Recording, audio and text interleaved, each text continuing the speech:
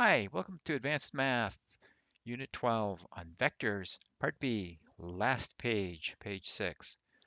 So far we've looked at vectors as graphically as something with a direction and a magnitude. We've looked at components as having vectors. We've done some elementary math using arithmetic, I should say, with vectors. And now we want to figure out a tool for producing a vector in a particular case. So suppose we have a couple of points as a starting point and an ending point. It could be like your home is a starting point, your school is a destination point, and we want to describe the path from your home to school as a vector. In other words, the process of going from home to school, you're going in a direction for a certain distance, a direction and a magnitude.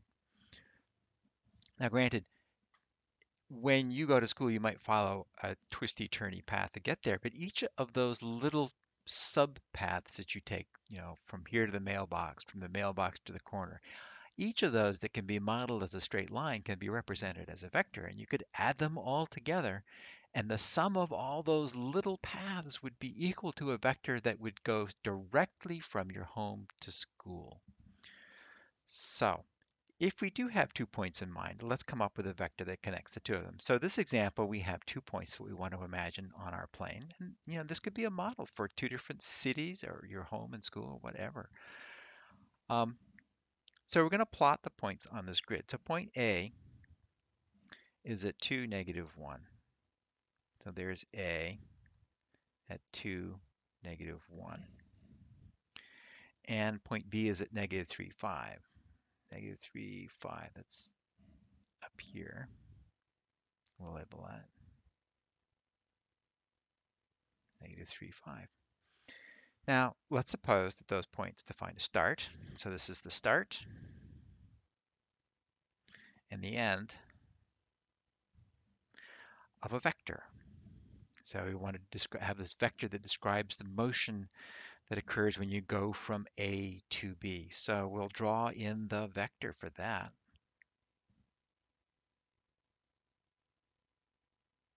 So there is our vector.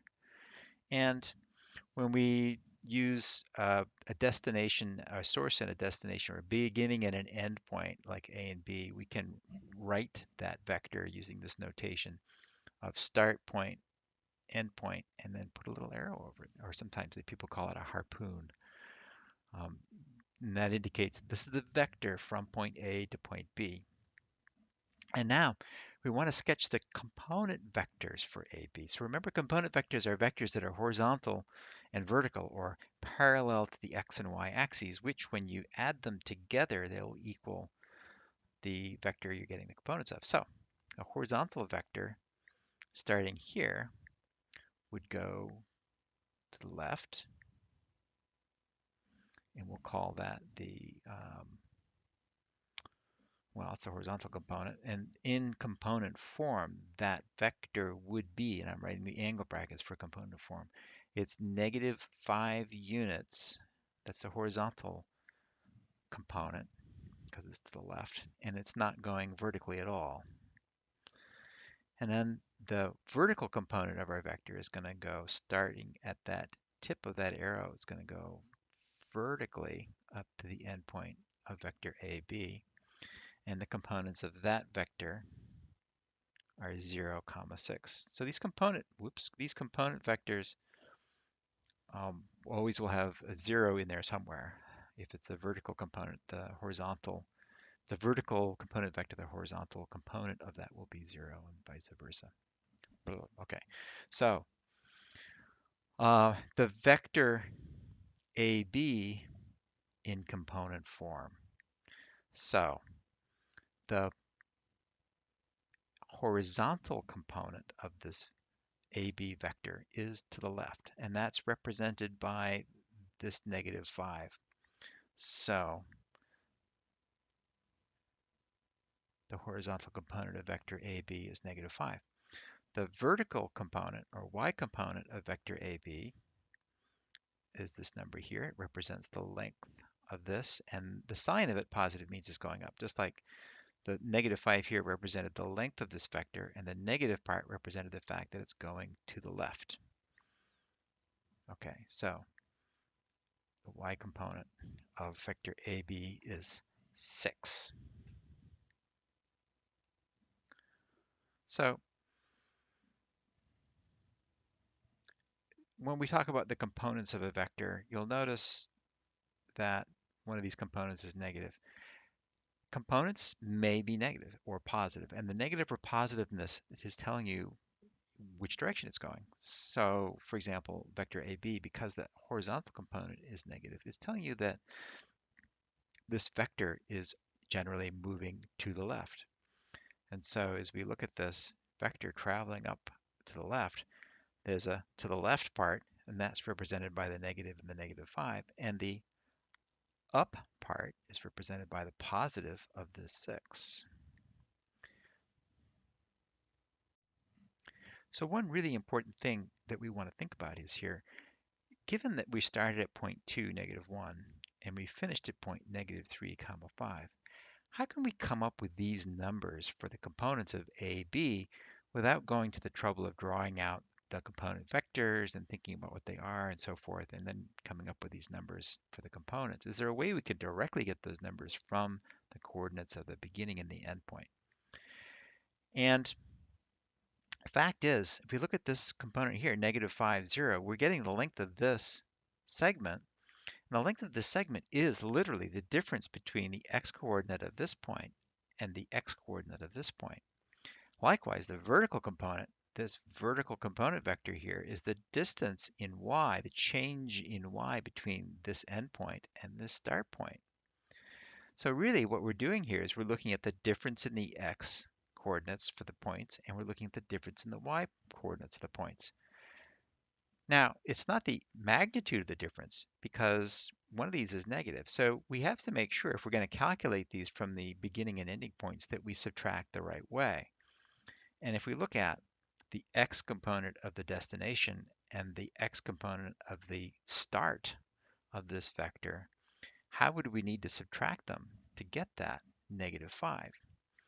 And the answer is you would get this from negative 3, which is the x component of point B, minus positive 2, which is the x component of point A.